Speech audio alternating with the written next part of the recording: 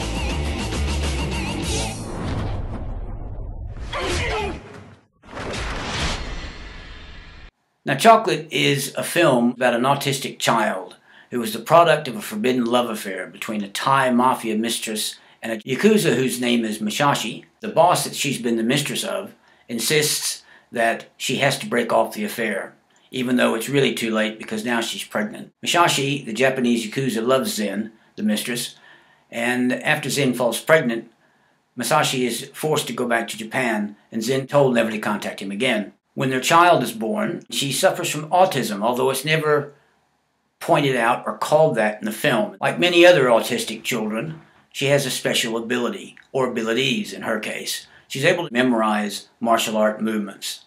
She can memorize it just by watching. When she's just about out of toddlerhood, I guess you'd say, they move into a place next to a martial arts studio. She spends her days looking out the window watching these young men practice.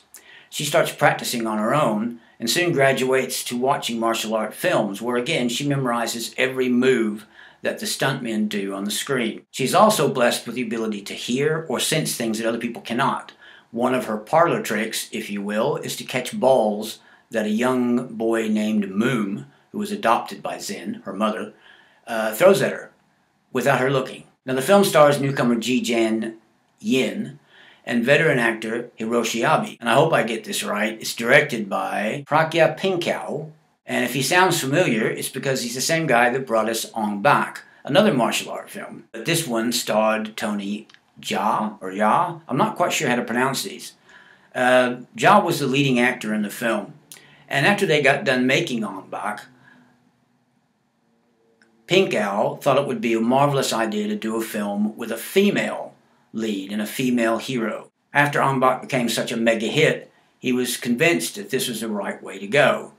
While auditioning people for this new film that he hadn't even written yet, he actually saw Ji-Jan Yin auditioning for another film. He asked her to come over and knew immediately that's who he wanted to be his new star. Now, considering that this is her first ever acting role, she does a fantastic job. Now, she was pretty much qualified from the get-go to be a martial artist in the film because she used to teach Taekwondo, and she was also a gymnast. Now, the amazing thing about this whole film and the whole setup is they spent 2 years training Ji-Jan Yin in other martial arts, Thai boxing, and other disciplines in the martial art arena, so she would have a very rounded, very complete scope of fighting styles. They also increased her gymnastic training so that she could do all her own stunts. After that initial time period of 2 years of training, it took a further 2 years to actually make the film. So all in all, it took 4 years to bring this film to fruition. with a final product that stuns, delights, and amazes, I have to say. Now, one interesting fact about the film is all the actors in the movie do their own stunts. There are no stunt doubles in this film at all. And you'll also notice very little in the way of safety measures, I guess. There's no wire work in this. The actual fighting, the choreography, all take place sans wires. What you see is what they do. Now, if you look at the outtakes on this thing, you'll see that these people really suffered for their art.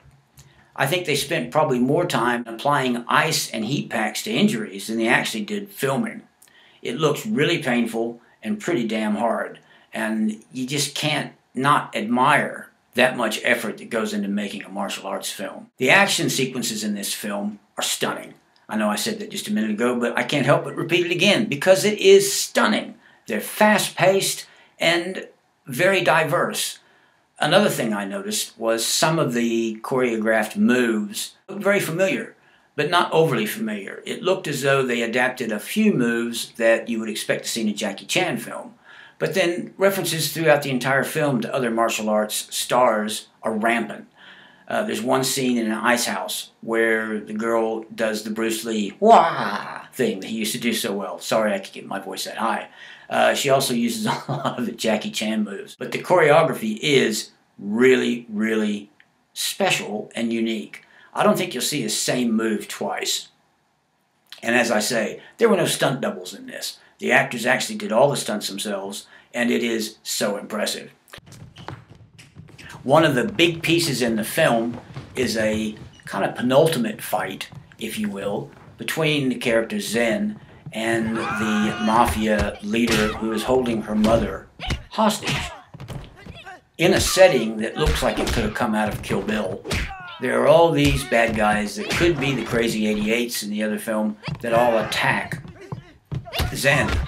In this fantastic sequence of events, she manages to kick everyone's ass. Now, she doesn't do it without encountering a few injuries on her own.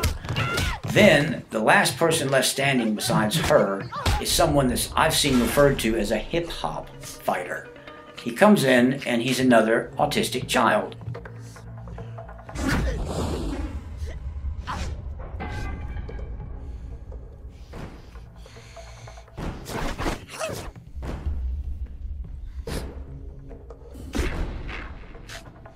The difference being that he's fashioned his fighting style off of hip-hop dancers or break dancers or street dancers, if you will. You can see it in his movement, the way he flings his hands, the way he goes into a breakdance stance in some of the moves. And when he first comes in, he is kicking her ass. But the thing that helps is that Zen, who can memorize movement almost instantaneously, soon picks up his way of fighting and comes out of it the victor. Like I said, the film is fantastic. I can watch it over and over.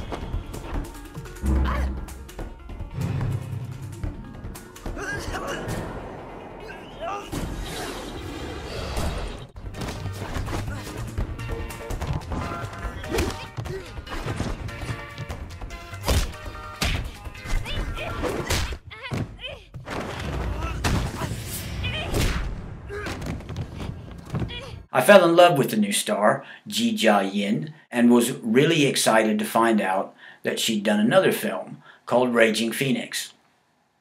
I will be reviewing that film later because it's on Netflix at the minute, but let's just say I was a little bit disappointed in the plot and some of the action that took place in the film. It was not a real good follow-up to such a fantastic film as Chocolate. Now, I know when Chocolate was released, it received rave reviews from people on both sides of the big pond and beyond, and it's worth it. It is worth the time and effort to sit down and watch it and to just be amazed at what goes on. That's me for this week. Again, I am focusing more on the foreign films, and I'd like to say thanks to all the folks that keep subscribing to my channel on YouTube. Thank you so much. So, until next time, keep watching the films and have fun. Bye. About yeah, this is gonna work really well, I can tell. How many times can you say this case? It took it another